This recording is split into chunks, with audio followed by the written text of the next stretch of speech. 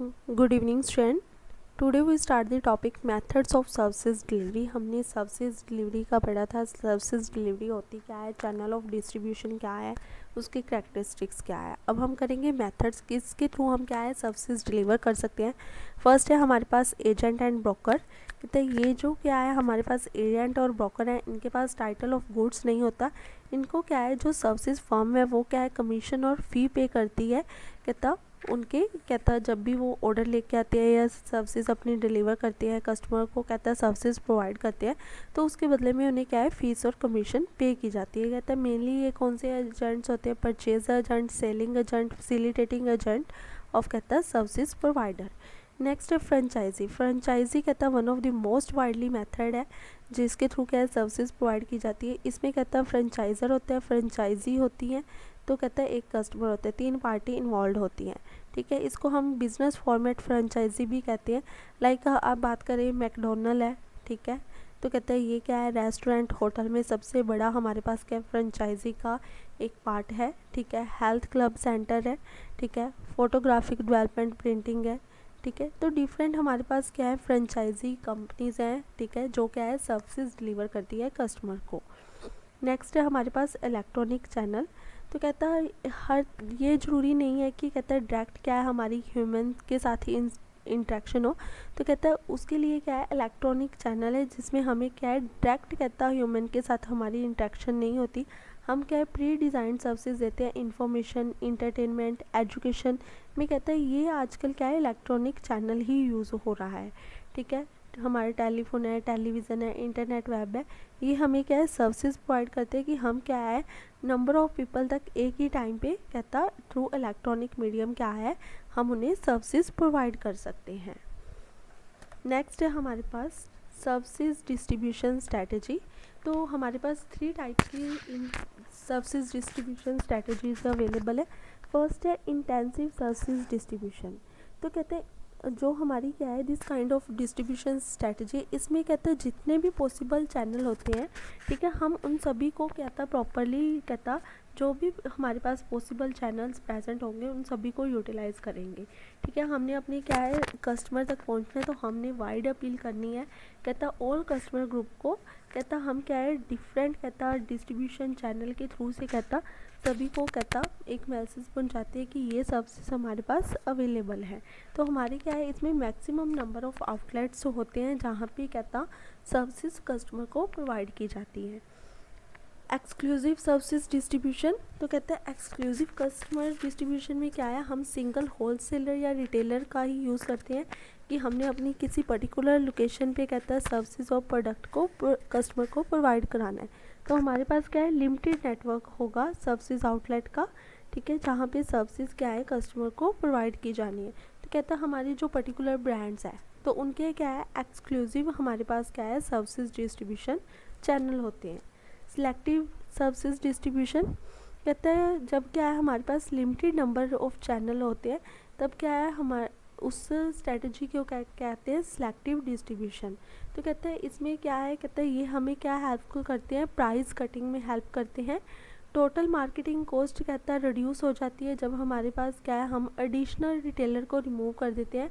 हमारे पास क्या है लिमिटेड ही क्या होंगे चैनल मेंबर्स होंगे, हम उनके साथ रिलेशनशिप बिल्ड करते हैं रूल्स रेगुलेशन के अकॉर्डिंगली, प्राइसिंग के अकॉर्डिंगली, पॉलिसीज़ के अकॉर्डिंग कहता हम क्या है सिलेक्टेड कहता है रिटेलर्स को एक्सेप्ट करते हैं। नेक्स्ट है हमारे पास challenges in distribution services. First है इंटेंजिबिलिटी। कहता है सबसे बड़ा हमारे पास क्या फैक्टर आता है डिस्ट्रीब्यूशन में, कहता है हमारी जो सर्विसेज हैं वो क्या है इंटेंजिबल नेचर की होती है, ठीक है, जिनको हम देख नहीं सकते, होल्ड नहीं कर सकते हैं। उसके बाद कहता है लिमिटेड ऑप्शन।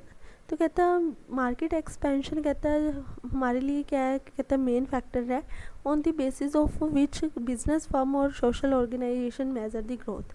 बट कहते हैं यहाँ पे सर्विसेज प्रोवाइडर के केस में कहता है 2 ऑप्शंस अवेलेबल होती है बिजनेस एक्सपेंड करने की। Either he can develop services outlet different location, या तो वो क्या है एक नई लोकेशन पे अपना आउटलेट ओपन करे, ठीक है, या क्या है वो क्या है प्राइवेट डिस्ट्रीब्यूशन नेटवर्क अपना क्रिएट करें, ठीक है। दूसरा है क्वालिटी।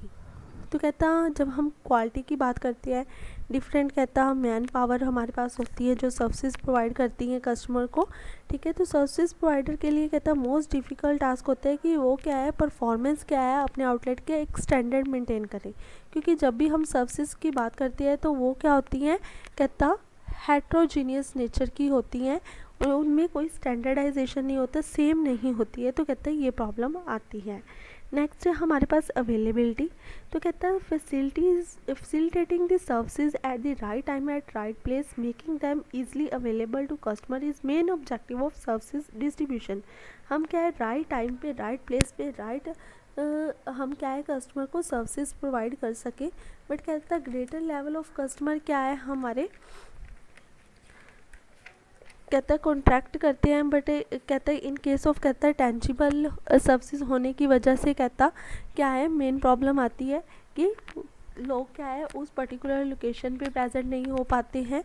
तो कहते हैं जो रिक्वायरमेंट होती है डायरेक्ट कॉन्ट्रैक्ट होना चाहिए, आइदर कंट्रोल अवॉइड नहीं कर सकते हैं बिकॉज टेंजिबल नेचर की होती है। पर्सन टू पर्सन इंटरेक्शन कहता कुछ जगह ऐसी होती है जहाँ पे हमें क्या है दोनों को प्रेजेंट होना ज़रूरी नहीं है, या तो सेल्फ सर्विसेज हो सकती है, रिमोट सर्विसेज हो सकती है।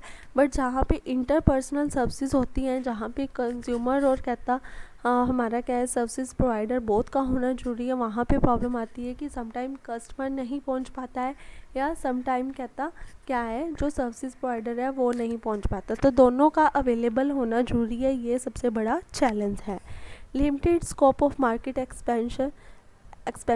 तो कहता है मेन प्रॉब्लम आती है जब हमारे पास क्या है जो सर्विसेज है वो क्या इनसेपरेबल नेचर की है। फ्रंट लाइन मैनेजमेंट है वो क्या है स्टैंडर्डाइज कहता प्रॉपरली नहीं हो पाता, रिस्ट्रिक्टेड नहीं हो पाते, जिसकी वजह से हमारी क्या है वेरिएबिलिटी आती है सर्विसेज में। तो कहता हम क्या है अपनी जो मार्केट है उसको एक्सपेंड नहीं कर सकते क्योंकि स्टैंडर्डाइजेशन नहीं होती है। नेक्स्ट है critically in demand and capacity management. तो कहता है डिमांड और कैपेसिटी क्या है दोनों कहता प्रॉपरली मैनेज नहीं हो पाती है बिकॉज ऑफ दी कहता है जो सर्विसेज है हमारी वो क्या है पेरिशेबल नेचर की होती हैं, ठीक है। तो कहता हमें क्या है पेरिशेबल उनको स्टोर करके नहीं रख सकते। समटाइम हमारी क्या है डिमांड एक्सीड कर जाती है, समटाइम हमारे पास क्या है कैपेसिटी अंडर यूटिलाइज्ड हो जाती है। Problem in classifying and convincing customer. कहता इसमें क्या है जब सर्विसेज की केस आती है तो उसमें ओनरशिप ट्रांसफ़र नहीं की जाती है, जो क्या है सर्विसेज के केस में कस्टमर को कहता है एक एक्सपीरियंस मिलता है कि किस तरह की सर्विसेज है। इसलिए कहता कस्टमर को कहता ये बताना क्लासिफाई करना कि कौन सी सर्विसेज अवेलेबल है उनको कन्विंस करना कहता बहुत ही मुश्किल हो जाता है। Thank you.